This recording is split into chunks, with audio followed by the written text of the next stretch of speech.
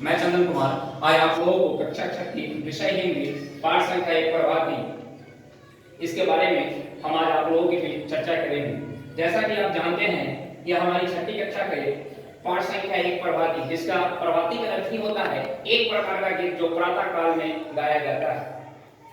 हम कक्षा के लिए चर्चा करने से पहले कवि के बारे में चर्चा करेंगे। इनके कवि है रघुवीर सहाय, जिनका जन्म 9 दिसंबर 1929 को लखनऊ में हुआ था।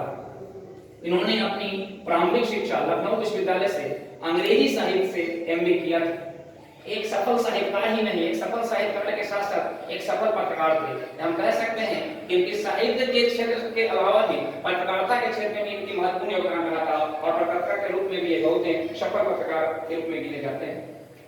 रघुवीर सहाय समकालीन हिंदी कविता के महत्वपूर्ण स्तंभ माना जाता है, क्योंकि समकालीन युग में इनकी जितनी भी रचनाएं रची गई वो कहीं न कहीं हमारे देश से, हमारे मानव जाति से जुड़ी हुई थी, जो कहीं न कहीं हम लोगों को इनसे कुछ प्रेरणा मिलती है इनकी रचनाएं से। इनकी प्रमुख रचनाएं इस प्रकार है: दूसरा शतक, सीढ़ियों पर धूप में, आत्महत्या के विरुद्ध, हंसो हंसो जल्दी हंसो।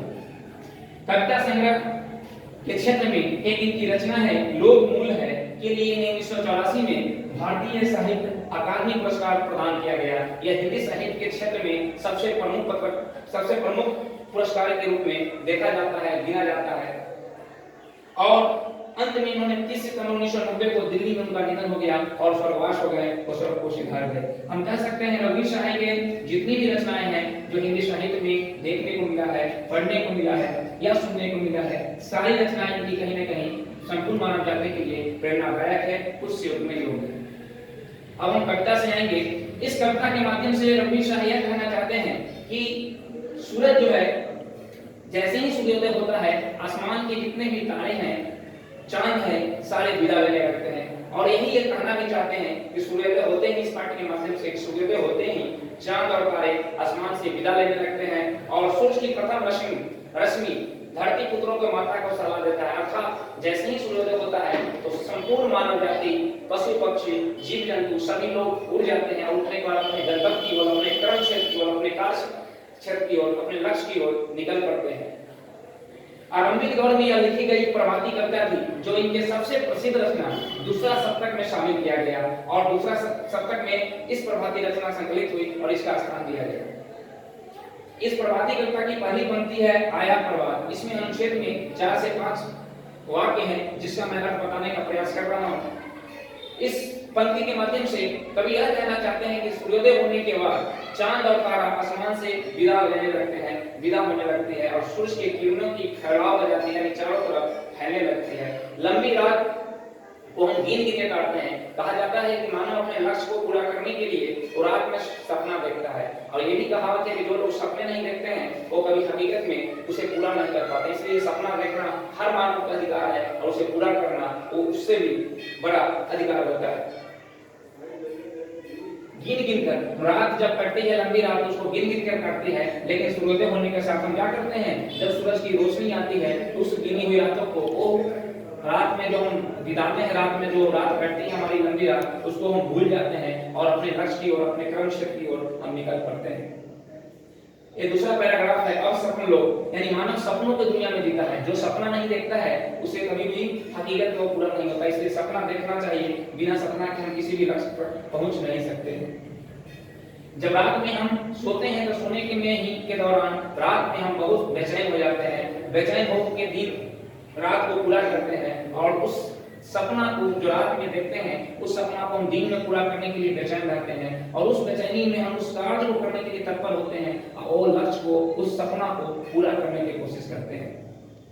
वो सपना, वो लक्ष्य में तभी प्राप्ति होगी जब हम कहीं न कहीं अपने तहे दिल से, अपने हृदय से, अपने पूरे दिल से, अपने आदर्श रूप से जब उस कार्य को करते हैं, तब जाकर उसमें सफलता मिलती है। अगर समय के साथ खेलते हैं तब जाकर हमें सफलता नहीं मिलती। इसलिए हमारा कर्तव्य है कि समय का हम सदुपयोग करें, न कि दुरुपयोग। समय के सदुपयोग करें और अपना एक लक्ष्य निर्धारित रखें। तो मानव से ऐसा कोई भी लक्ष्य नहीं है जिसे वो पूरा न कर पाए, हर लक्ष्य पूरा हो जाएगा। तब इस पंक्ति के माध्यम से हम बताना चाहते हैं कि आप जो भी सपना अपने जीवन में देखते हैं, रात हो या दिन हो, उसे पूरा करें। सपना वो नहीं जो सोने के बाद आते हैं, कहा जाता है सपना वो है जो हमें सोने नहीं देते हैं। अर्थात सपना रात का देखा हुआ सपना नहीं माना गया है। बुद्ध कवि का ऐसा कहना है, सपना वो होता है जो हम दिन में देखते हैं और उसे अपने जीवन काल में पूरा करते हैं, तभी वो सपना सपना है। यानी कि सपना को हकीकत में बदलो, तभी सपना देखना चाहिए, नहीं तो सपना देखने का कोई अर्थ नहीं है, वो व्यर्थ है।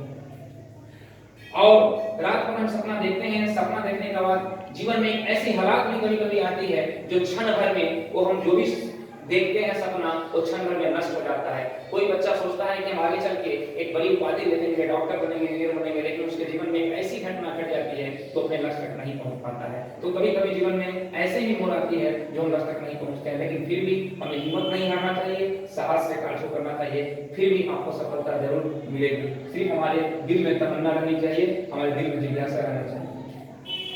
अंतिम पैराग्राफ में है जागो जनमन, यानी प्रभात आने पर, यानी सुबह होने पर जिस प्रकार जीवन का नया पृष्ठ शुरू होता है। हर मानव जाति के लिए सुबह होने के साथ ही एक नया अध्याय शुरू होता है, एक नई जिंदगी की शुरुआत होती है, एक नया पृष्ठ का आरंभ होता है। उसी प्रकार संसार के सभी लोग स्वयं जगकर अर्थात अपने जीवन के प्रकाश में बनाने के प्रयास करते हैं। सुबह उठते हैं और अपने जीवन के लक्ष्य के लिए निकलते हैं, और उस रात की काली रात की अंधेरी रात की समस्या की रात कहिए, उस रात से पार पाते हैं और उसके बाद जाके अपने दिल में उस सपना को सुलोकते हैं और उसे पूरा करने के लिए भरसक प्रयास करते हैं, और अंत में उसे सफलता मिलती है जो व्यक्ति प्रयास करते हैं। इस पंक्ति से यही अर्थ स्पष्ट होता है कि हम जो भी सपना देखते हैं उसे हम गले लगाते हैं, उसे स्वीकार करते हैं, और दिन में हम कड़ी मेहनत करके, कड़ी परिश्रम करके, किसी से सहयोग लेकर, किसी प्रकार से सहयोग देकर उसे क्या करते हैं, पूरा करने का प्रयास करते हैं। अंत में हमें पूरा होता है, क्योंकि सुबह होने के बाद दोपहर होता है, दोपहर होने के बाद शाम होता है, दिन भर धूप में जलते हैं। ये किसान हो, श्रमजीवी हो, श्रम मजदूर करने वाला व्यक्ति हो, या जो भी व्यक्ति हो दिनचर्या के करने वाला, दिन भर वो जलता है, धूप में तपता है, तब जाके वो संध्या कालीन में जब अपने घर को आता है तो लगता है कि आज दिन भर का जो हमारा लक्ष्य था शायद हमने उसे पूरा किया। तब जाकर उसे तसल्ली पड़ती है, तसल्ली मिलती है, और रात में जाके अच्छी नींद आती है। यही कवि कहना चाहते हैं कि प्रभात आने पर जिस प्रकार जीवन का नया पृष्ठ शुरू होता है, उसी प्रकार संसार के सभी लोग स्वयं से जागकर अर्थात अपने जीवन को प्रकाश में बनाने और सपने को गले लगाकर सभी लोग, चाहे मेहनत करने वाले हो या कोई भी हो, सुबह से लेकर रात तक कार्य करते रहते हैं, तभी जाकर उनकी सफलता मिलती है। हम कह सकते हैं इस पाठ के पूरा मूल व पूरा निष्कर्ष यही निकलता है कि सूर्योदय होते ही आदमी को अपने अपने लक्ष्य की ओर, वो छात्र जीवन में हो, पढ़ना का होता है। आप जब आगे बढ़ते हैं, जब हम युवा अवस्था में जाते हैं अपने लक्ष्य की ओर, उस समय जो हमारा लक्ष्य है उसको पूरा करना, जब जो जिसका जो पेशा है, किसान हो, किसान का जो कार्य है उसको करना चाहिए, छात्र को जो कार्य है उसको करना चाहिए, यानी जिस पेशे से आप जुड़े हुए हैं, यानी जो आपको कार्य सौंपा गया है या जो आपको कार्य मिला है, उस लक्ष्य को प्राप्ति के लिए सुबह से लेकर शाम तक प्रयास करना चाहिए। तो अंत में आपको सफलता अवश्य मिलती है, और अपनी सफलता को आप चुनते हैं, और सफलता आप नहीं चुनते हैं, सफलता जबकि आपकी कदमों को चुनती है और आप लक्ष्य को प्राप्त करते हैं। अंत में मैं यही कहना चाहूंगा कि आपको इस पाठ से संबंधित किसी प्रकार की समस्या हो तो आप हमसे संपर्क कर सकते हैं, हमारा संपर्क सूत्र उस पर अंकित है और हमसे मिल सकते हैं। तब तक के लिए आपसे विदा लेते हैं, धन्यवाद।